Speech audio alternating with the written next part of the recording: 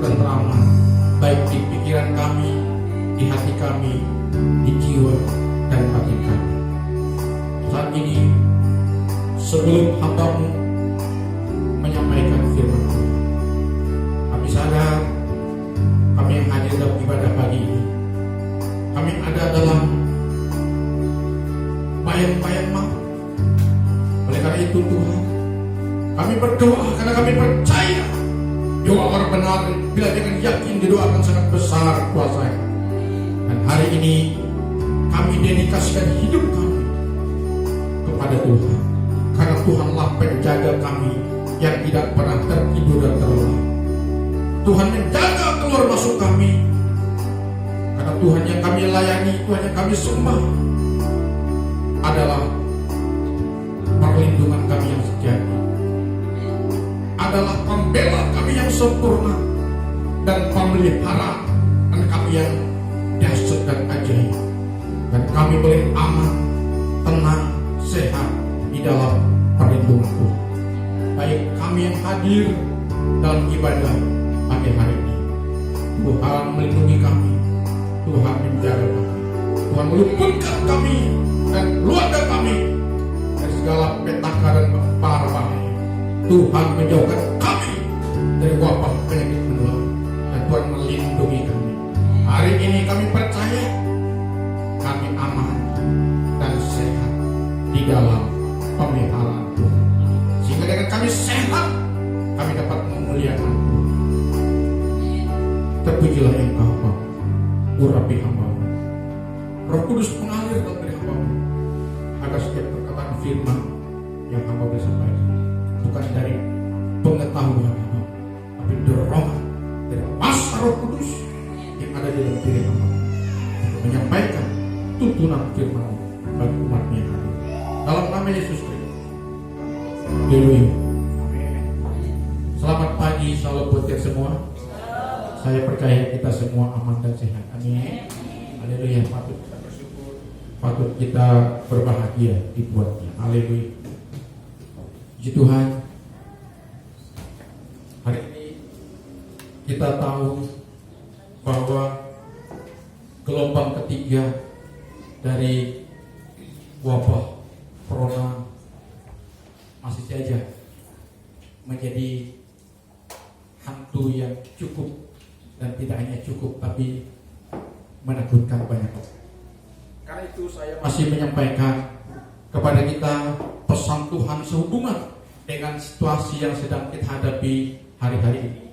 Karena menjelang Idul Fitri, memang Indonesia sedang berperang dengan musuh besar yang tidak nampak.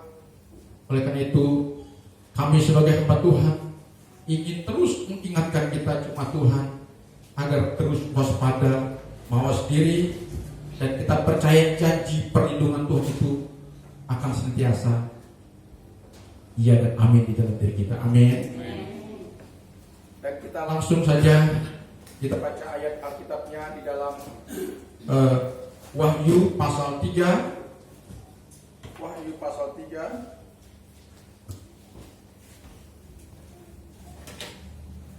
Wahyu pasal 3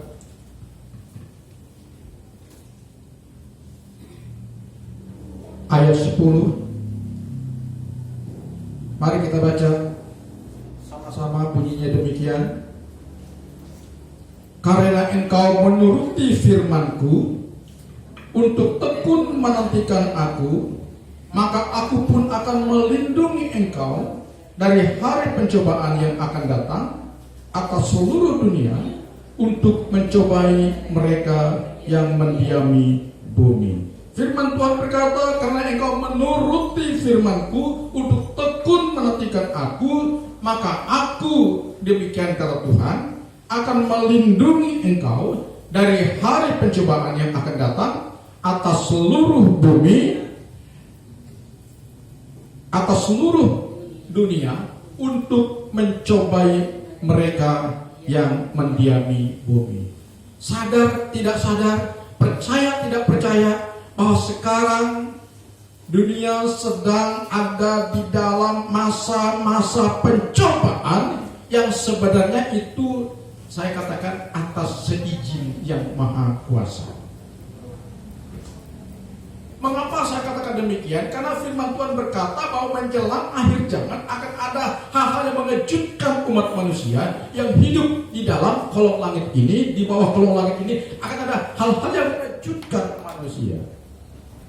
Kita tahu setelah pandemik tahap pertama cukup mengguncang dunia dan dunia penuh dengan rasa ketakutan. Kemudian kita lihat lagi di gelombang kedua tidak terlalu parah. Kemudian kita menghadapi gelombang ketiga. Kita tahu sekarang India sedang dalam perang habis-habisan terhadap corona. Lalu Kabupaten Sanggau juga ada dalam keadaan zona yang tidak bersahabat. Kemudian pemerintah kita, dalam hal ini gubernur, melarang orang-orang yang akan merayakan hari keagamaannya untuk bisa saling berkunjung. Makanya dibuat regulasi, dibuat aturan. Nanti akan ada razia di perbatasan kota untuk meminimalisir para pemudik yang nanti bisa membawa penyebaran virus corona gelombang ketiga ini. Karena itu saudara-saudara yang saya kasih di dalam Tuhan, wabah corona yang sangat kita khawatirkan belum berakhir. Dunia sedang menghadapi, saya katakan, peperangan babak baru, itu gelombang ketiga dari pandemi corona. Jadi untuk menghadapi situasi ini, pemerintah kita melalui badan-badan dunia, baik itu WHO dan sebagainya, berusaha semaksimal mungkin bagaimana bisa menghambat lajunya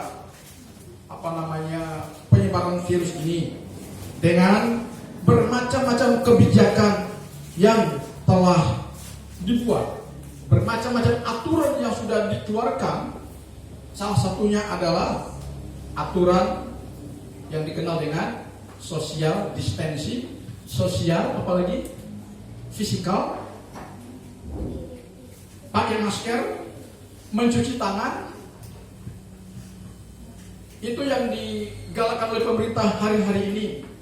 Bahkan tidak hanya cukup dengan menjauhi diri dari kerumunan sosial, menjaga jarak fisik, pakai masker, mencuci tangan. Kita juga harus tambah dengan nutrisi. Bahkan sekarang ada lagi namanya vaksin corona. Dan saya sudah divaksin dengan ibu, sudah vaksin tahap kedua. Salah satu upaya dari pemerintah untuk menanggulangi penyebaran virus corona. Namun Bapak Ibu Saudara-saudara, sekalipun secara manusia, kehebatan manusia, kepintaran manusia, teknologi yang diciptakan oleh manusia berusaha sedemikian mungkin untuk bisa mengalahkan musuh yang bernama corona ini, tetap saja saudara, setiap hari ada korban yang berjatuhan. Karena itu bukan berarti kita tidak boleh patuh, kita tidak boleh taat, kita tidak boleh kepada pemerintah, kepada aturan-aturan yang diberlakukan oleh negara, ya, itu baik. Tetapi sebagai umat Tuhan, kita memiliki sebuah janji atau janji perlindungan Tuhan kepada kita, yang kalau kita imani, lalu kita lakukan, kita terapkan dalam kehidupan sehari-hari, maka yang memproteksi kita, yang melindungi kita, yang menjaga kita, yang membela kita adalah pribadi Sang Hidup itu sendiri, yaitu Yesus Kristus. Tadi firman Tuhan berkata dalam bacaan tadi, karena engkau menuruti firman-Ku untuk tekun menantikan Aku, maka Aku pun, kata Tuhan, akan melindungi engkau pada hari pencobaan. Dan sekarang kita sedang pada masa hari pencobaan ini, ya. Artinya kita sedang masa pencobaan, seleksi alam sedang berjalan. Yang lemah, yang lalai, yang abai akan terkawal. Ya. Oleh karena itu mari hari ini selain kita menggunakan kekuatan pertama dari aturan pemerintah, tapi jangan lupa aturan Bapa Surgawi kita, pemilik hidup kita yang harus menjadi andalan kita. Amin. Ya. Jadi ayat dari Wahyu pasal 3 ayat 10 tadi, kita diminta oleh Tuhan sang pemilik hidup kita, dan Dia berjanji jika kita ada di pihak Tuhan, jika kita hidup menurut firman Tuhan, maka Tuhan sudah berjanji akan melindungi kita. Katakan amin. Ya, Tuhan melindungi kita. Sudah jelas. Ya. Saya ulangi lagi, karena engkau.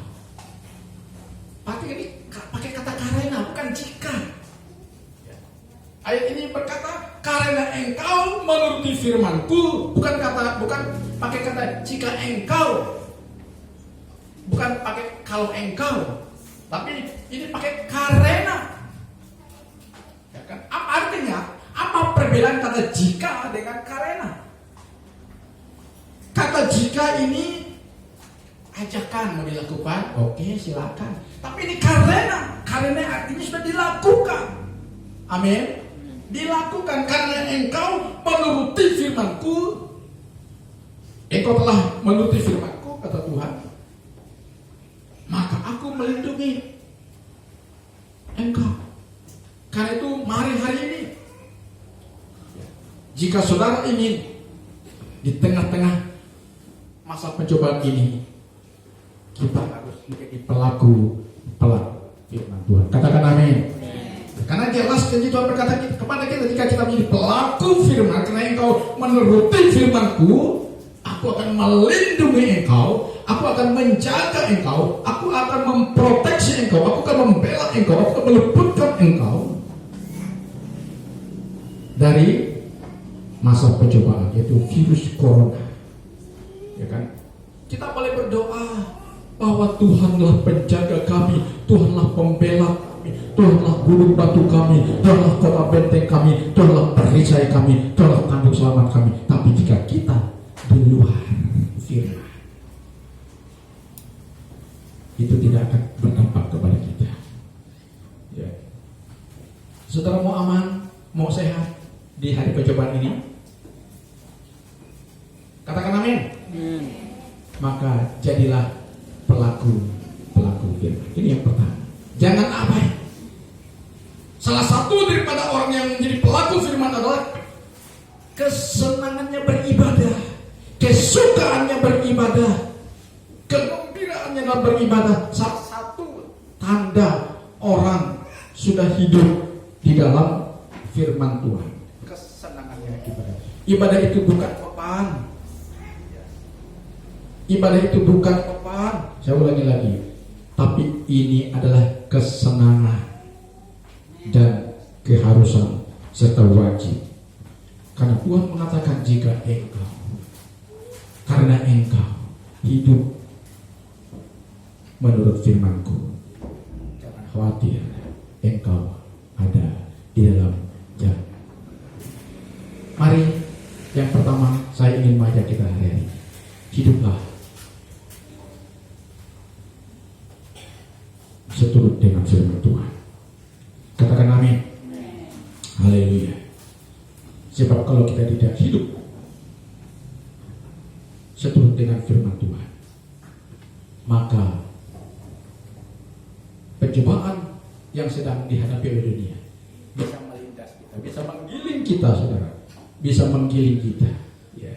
Apalagi kita tahu, kalau kita baca di media, akibat daripada virus corona, kita sudah berapa ribu triliun dana dikucurkan untuk menanggulangi wabah ini. Sampai-sampai Menteri Keuangan kita mengatakan Indonesia akan mengalami resesi ekonomi. Makanya sekarang Indonesia menambah hutang, berhutang lagi. Bahkan diprediksi Jokowi akan meninggalkan hutang nantinya 10.000 triliun bisa terjadi? Karena memang masa-masa Jokowi memerintah pas ada terpaan corona, jadi berapa persen APBN kita dikucurkan untuk penanggulangan bencana wabah corona. Ya. Itu sudah pasti. Jadi ada banyak sendi-sendi kehidupan yang terdampak akibat daripada virus corona ini. Oleh karena itu saya sekali lagi mengajak kita saudara-saudara untuk menghadapi situasi ini, maka jangan lagi kita terlalu banyak menggunakan cara-cara manusia. Amin. Sekalipun cara-cara manusia itu baik, ya itu wajib, itu memang harus kita lakukan. Tapi yang lebih penting adalah kita harus connect dengan Tuhan. Amin. Lebih dalam lagi kita merindukan Tuhan, lebih dalam lagi kita bersyukur dengan Tuhan, lebih dalam lagi kita intim dengan Tuhan, lebih dalam lagi kita menyembah, memuji, dan lebih sungguh-sungguh lagi kita melakukan firman Tuhan. Ya. Ini yang pertama. Yang kedua, yang terakhir, selain kita hidup seturut dengan firman Tuhan, kita juga dituntut untuk terus setia dan tekun dalam mengikuti Tuhan, dalam menantikan pertolongan Tuhan. Ingat Bapak Ibu Saudara yang saya kasihi di dalam Tuhan, di balik pandemi corona ini jelas ada maksud Tuhan yang sulit kita pahami. Karena itu kita jangan terfokus kepada masalah coronanya, kepada masalah goncangannya, ya. Jangan terlalu paranoid, jangan terlalu takut berlebihan, tetapi marilah kita fokus kepada Sang penjamin hidup kita. Siapa penjamin hidup kita? Siapa penjamin hidup kita? Tuhan. Dialah penjamin hidup kita. Jadi kita harus fokus ke sana. Ya. Corona boleh ada di sekitar kita, tapi bila mata kita, hati kita tertuju kepada Sang penjamin hidup kita yang bernama Yesus Kristus. Kalau mata dan hati kita tertuju kepada Sang penjamin hidup kita, maka kita harus tekun menantikan pertolongannya. Tekun, jangan pernah mundur, jangan pernah lemah, jangan pernah ragu untuk mempercayai Tuhan dalam seluruh keberadaan hidup kita, sebab Dia sudah berjanji, akulah yang akan menjadi jaminanmu, engkau tidak perlu takut. Katakan amin. Haleluya. Jadi firman Tuhan berkata dalam Mazmur 91 ayat 14. Saya mengajak kita sebelum saya baca ayat ini, mari di hari-hari pencobaan ini kita semakin giat mencari Tuhan. Mata dan hati kita tertuju kepada Tuhan, dan hidup kita harus seturut dengan firman-Nya. Karena Tuhan berkata dalam Mazmur 91 ayat 14, yang hatinya melekat kepadaku, maka aku akan meluputkannya dan aku akan membentengi dan melindunginya, sehingga dia luput dari hal-hal yang menakutkan. Katakan amin. Mari kita berdiri, saudara. Haleluya, haleluya, haleluya. Haleluya, haleluya, haleluya. Hatiku